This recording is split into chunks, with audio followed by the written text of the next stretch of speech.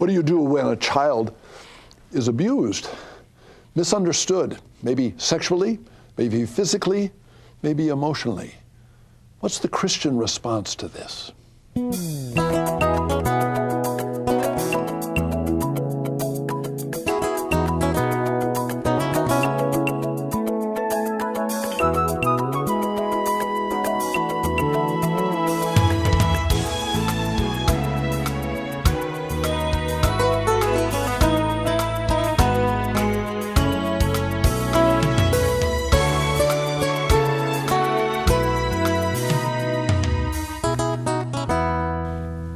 Hi, my name is Father Mike Manning. God bless you very much for watching the show. I think that you might even have your life changed by what you hear today. This is a very special program. We're going to be talking about children that are abused, and not only the children that are abused as children, but what happens to them when they're adults.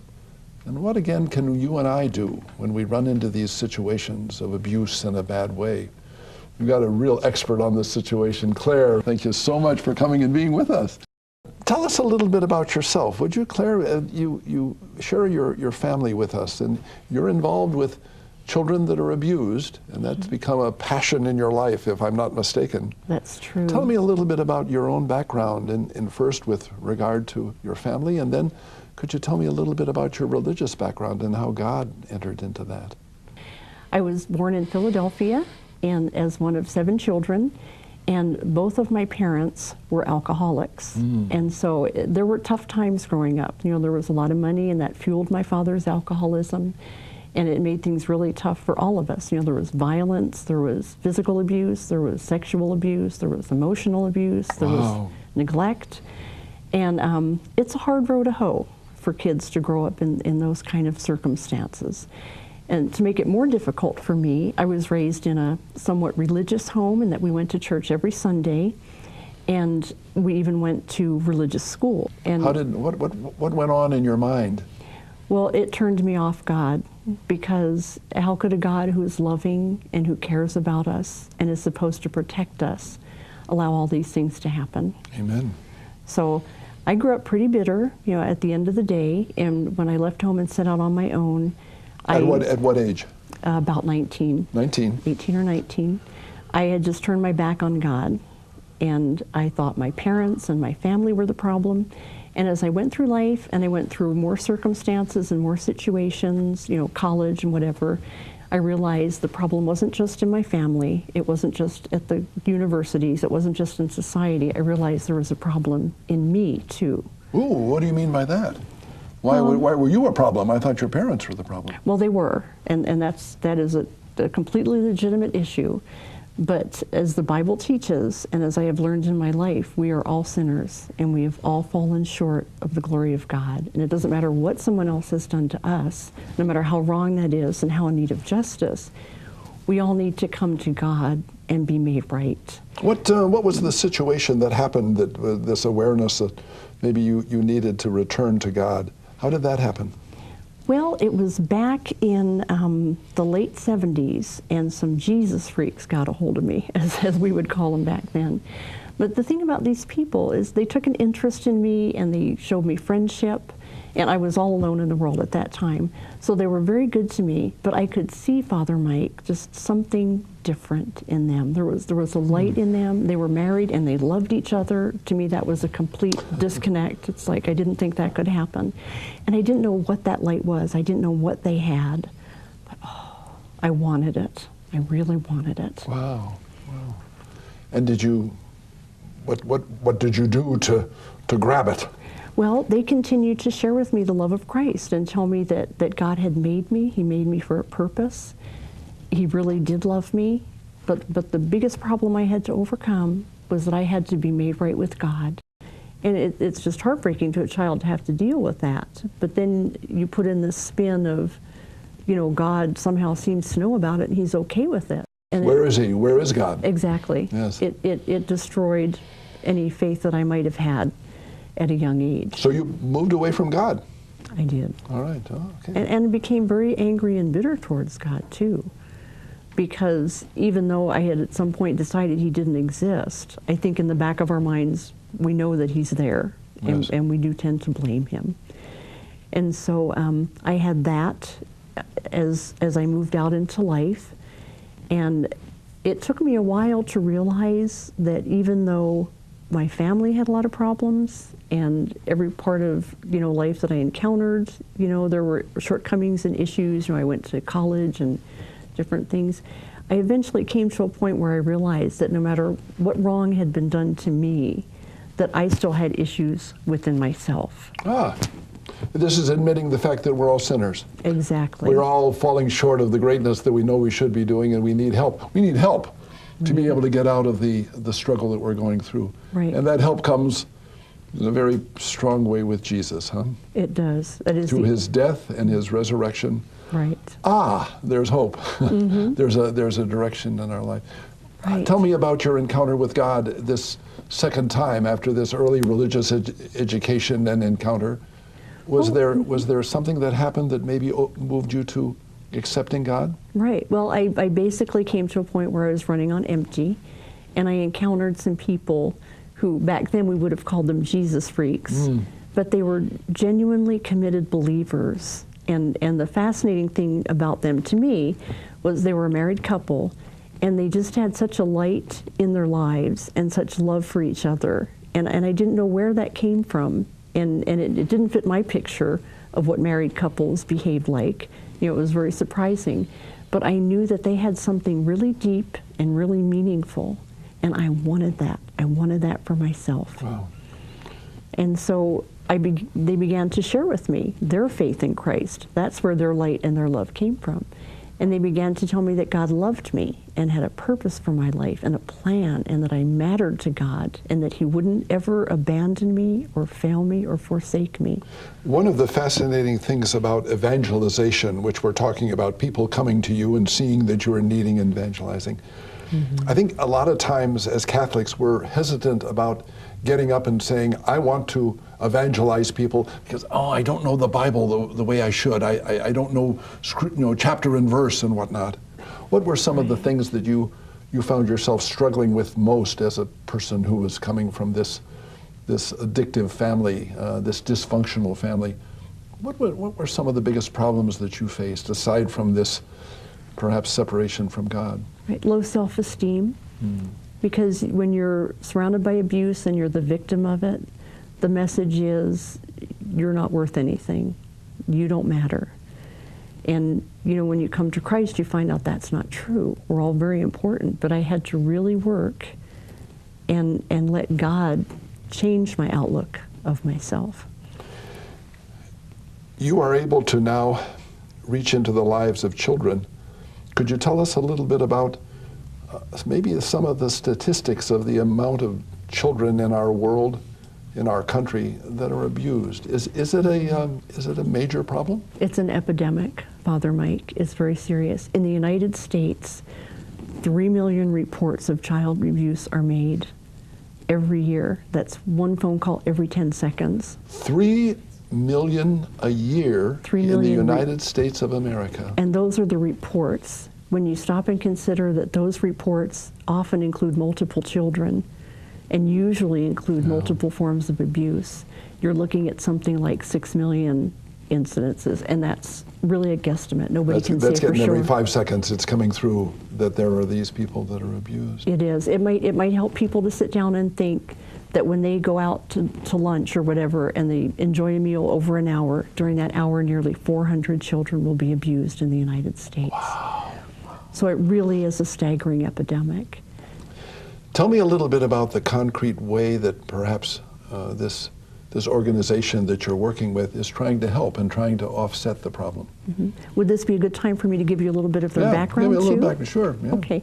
They started back in 1959 with 2 young actresses at the time, Sarah O'Meara and Yvonne Fedderson, and they were sent over as part of a government-sponsored goodwill tour to Tokyo, Japan, to entertain our troops there. And while they were there, they came across 11 homeless mixed-race children. These were children of GIs and Native women.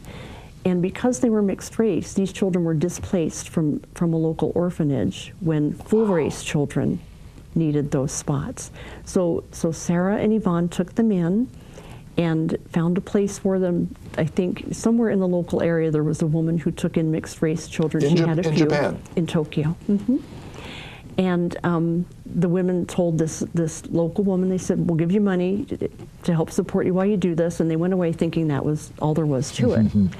And somehow word got around, and this poor local woman had people coming and dropping off children on her doorstep. And she had something like 100 children left before Sarah and Yvonne came back to the United States. So they came back and started raising funds. Long story short, they started 4 orphanages in Japan for mixed-race children, and when the Vietnam War started, they were invited to come by the government, by our government, to go and start orphanages in Vietnam for the Vietnamese American children of GIs. 5 orphanages, a hospital, and a school for abandoned children, and that was under the name of Orphanages International. At some point, then First Lady Nancy Reagan heard about them. I think she saw something that they were advertising for their agency and approached them and said, when are you going to do something about America's best kept secret, child abuse? And they've taken off. Well, we're going to take a break. Okay. I have a special message I want to share with people. But then I want to get back, and then I want to hear, let's hear the nitty-gritty of what's going on here in the United States and what we can do to change. Please, stay tuned.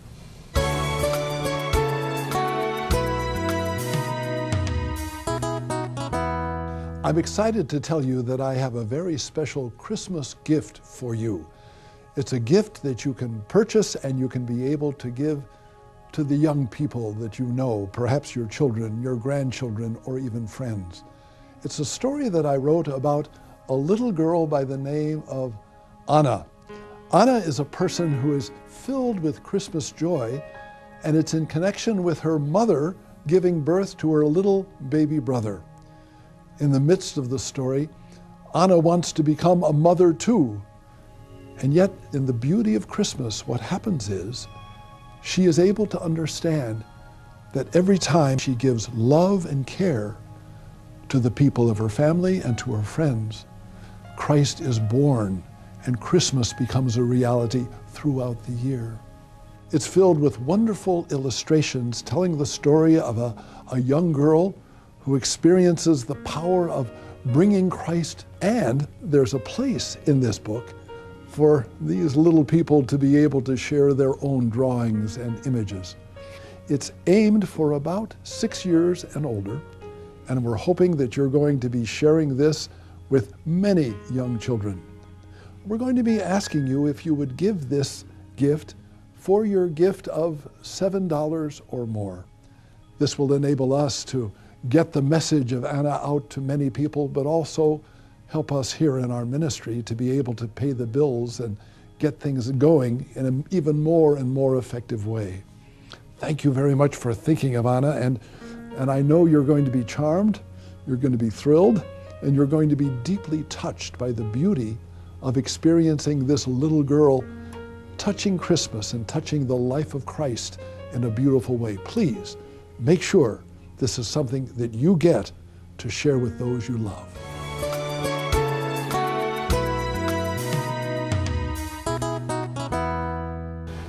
Claire, we're talking in a beautiful way about 2 women who come and try to make a difference. And you're a person who's trying to make a difference too. And they moved from Japan to here in the United States. Tell us a little bit about how did that start to get a form and a reality? Well, when they were prompted by then First Lady Nancy Reagan to look into child abuse, they went at it in a big way. And over the course of the years, they've established 2 residential treatment facilities for severely abused children. They've established 3 advocacy centers for legal aid and assistance and comfort and support for child victims of abuse. And they've established the foster family and adoption agency here in Redlands, California. They have group homes in Costa Mesa. Whoa, my gosh, listen to this. Very extensive. And they have a national child abuse hotline. It's 1-800-48-CHILD. It's available 24/7, 365 days a year, anonymous, toll-free. Anybody, literally anybody, a child, an abuser, a friend, a family member can call and get any kind of help and information they need from trained master-level counselors. And it's available in something like 170 languages. I mean, these women are serious about dealing with child abuse. And there's one more program, too. Yes, please. It's called Childhelp Speak Up, Be Safe. And this is Childhelp's research-based, computer-based curriculum to go into the schools and to teach children at age-appropriate, non-threatening levels what child abuse is, and it covers not just child abuse as we know it, but all the modern issues too of internet safety, cyberbullying, sexting, sexual harassment. It's a very comprehensive package. Wow. And it teaches the children how to, it teaches them what it is, but it teaches them how to approach it too, and it teaches them how to enlist safe and supportive adults when they need help. And it creates a community of caring because parents are involved, teachers, the children, and it's just a fabulous. That was my next question, prevention. and it really is the question of when you have a child that's being abused, they're controlled, and their avenues of escape become very, very narrow.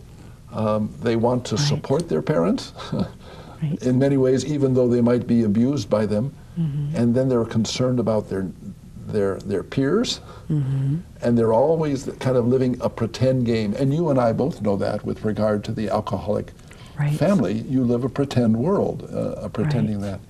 But now you're saying that they're being educated, and this is what it is, to break out of those prisons of the shadows and be able to say the truth and to admit the fact that this is not right. Right. That's a monumental thing for a child to do. Right. Oh, I have a relative that was beat by her mother, and then when she came to school, she had to disrobe for gym class. She refused because she didn't want to have exposed the marks. The marks that were on her back. Right. Oh, you come to that. How do you do that? Why are parents doing this? Why are parents abusing little children? Well, I think there's a lot of stress in some homes. Statistics tell us that something like 70% of homes where there's alcohol and drug abuse, there's also child abuse. So and the alcohol and drug abuse is also an escape from responsibility and an escape from what is normal and healthy. Right. It's a running away from that, and so an offshoot of that is abuse. Right, and it can be a way of medicating too, of self-medicating for people who may have come from traumatic homes themselves. And what do you mean? Say it again. Self-medicating. Self-medicating. It's a way of numbing the pain of children who have come from abusive families and have not been through any kind of healing and don't have any of the hope that you need. So they repeat the cycle. They continue by escaping from their problems, and yet it creates. And that's what seems to be normal, and that seems to be the course that you should be taking. If my mom and dad have done it, and I've lived through this, it's almost like a permission for me to become abusive as an adult. Right. It's all you know. It's all you know. Right. Wow. So you go with that. Tell me a little bit about what can the church do? I'm concerned about Christ and the presence of Christ in doing this, and I'm thinking this is an open door to understanding what Christ is all about, what you're doing with this organization. But let's say I'm sitting home and I'm watching this program, and I'm a member of a parish. What should I be doing to try to offset the problem of the abuse of children? What can I do? Right. Well, we do have a model for how to respond with the Good Samaritan, don't we? There was a man from Samaria, and he was robbed on the road, and Jesus tells us his story. And first, two religious leaders at different points go by, and they see him, and they continue to walk past. Here's this man. Rather embarrassing, isn't it? It's the religious leaders that are the one that are walking that are walking by. Or the members of the church, right? So you see the problem, but you keep going. And then the last person, the last man, was the Samaritan who actually helped. And I think that's our model. And to me, the dynamic in that story in the Bible is so true to what happens with child abuse, because you can understand why people avoid it. It's a horrible topic. And it's so terrible in our minds, we don't really want to think about it. We do want to make it go away. Are there certain signs, let's say, okay, I'm in the church and I'm hearing what you're saying, and I'm saying, yes, as a Christian, I should be involved in this. Mm-hmm. Are there certain signs that we can pick up, aside from perhaps bruises, that a child will depict to us that we can say, this is something I need to pay attention to and need to be something that I can try to bring a healing to? How do you identify an abused child? Well, there are signs and there are ways you can tell, but some of them are very subtle. That's what I mean, yes. What do I do? Where can I go? How can I try to stop this cycle of violence, this cycle of abuse that I've come into in my life? Right. Someone in that situation needs very serious trained help. So I would recommend that person find a counselor, a therapist who's skilled with this, or to call the Childhelp hotline and get a referral for someone. But it's definitely not something you can just grapple with on your own. It's not something that goodwill or intentions are necessarily going to turn everything around, is it? It Right. might be a long road, but what's happening is this is the completion of a long road that's already been built up by this person, of maybe generations of abuse that has been going on, and it's not going to be happening by saying, well, just like a person who's an alcoholic might be coming to say, well, I'm going to stop today. Well, it isn't that simple. It isn't just the simpleness of doing that. There's all kinds of implications of the history and the weakness and the lack of self-esteem that we have. Right, but there is hope. And I think it's important, even for the abuser, for the person who's the product of generations and generations of abuse. There's hope for all of us. So make a phone call, call the number, be willing to say, I need help, and be willing to say, even on a disciplined basis, maybe once a week or once a month or something, I'm going to go and I'm going to talk with someone, and maybe even with a group, to be able to start to move with something else. Right. So we're talking about hope here, aren't we? We're talking about hope for children who are in these bad situations, and we're talking also about the perpetrators, that this is a chance to be able to turn the entire thing around with a new blessing. Right. We're going to come back, and I'm going to ask, we're going to bring in the basket of prayer that we have of the people that have written in to us, and I'm going to ask that you pray with me over them, and we're going to be praying for you. If we've said anything to you that perhaps you have experienced being abused in your life, maybe physically, maybe emotionally, maybe sexually, and you're looking for help, I want you to hear our prayers, but I also want you to hear the challenge that there's something you can do. And if you are the abused or if you are the abuser, this is the time to convert, to turn around, and to accept the life of Christ and the power of what it means to be loved and to be saved. Stay tuned.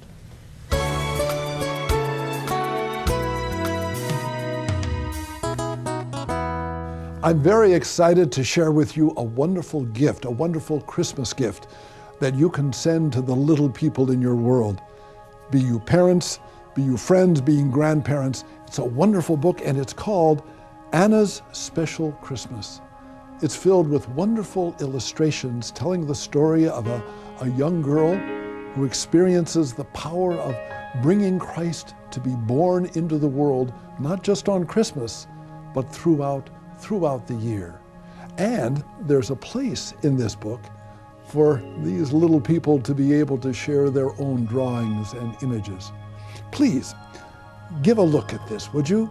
Give a look at the possibilities. We're asking that you would send a donation of $7 or more in order to pay for this and also to allow us to continue our ministry. Please, don't miss this opportunity. Remember, Anna's Special Christmas.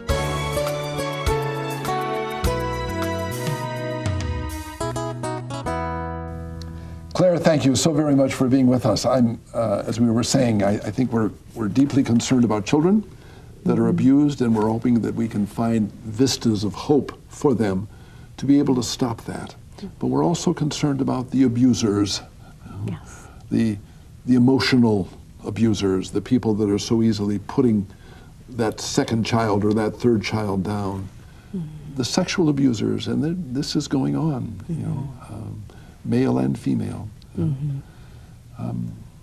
So we're giving hope today. Are you with me on that? I'm with you, and thank you so much for letting me come and share with you. Yeah. Really appreciated being here. It's important because I think there are people at home that they're going to be stirred by what you've said because you're sincere and you're real, and you've also coming out of an experience of knowing what abuse is in your own personal life. Right. And there were many times along the way before I come to this point of healing that I was just ready to end my own life. Really?